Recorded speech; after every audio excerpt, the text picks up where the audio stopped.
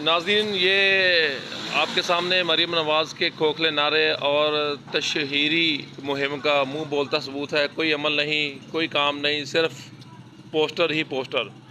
ये एमडी वासा की हठधर्मी का वाज़ेह सबूत है। वो सामने जहाँ से ये मेन रोड है, इसके नीचे एक बड़ी लाइन जा रही है। ये 4 दिन पहले टूट गई थी, नीचे से 20 फुट नीचे ये लाइन है और उसको रिपेयरिंग करते करते हमारे मोहल्ला अमजदाबाद 225 की जो सीवरेज की लाइन है, वो क्रेन से उसका जो मेन पाइप है वो टूट गया। अच्छा, उसको मरम्मत नहीं किया, मेन अपना काम करके चले गए।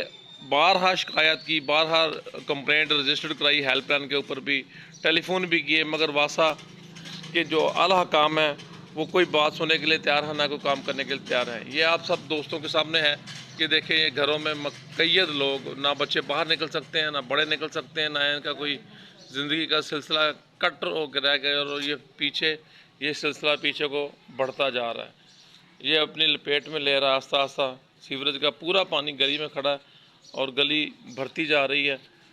तो मैं आला हकाम से ये गुजारिश करूँगा कि होश का नाखन लें। ताफ़ुन फैल रहा है, बदबू फैल रही है, बीमारियाँ फैल रही हैं, लोग परेशान हैं और आप जो है अपनी ज़िंदगी एंजॉय कर रहे हैं दफ्तरों में बैठे एसी लगा के।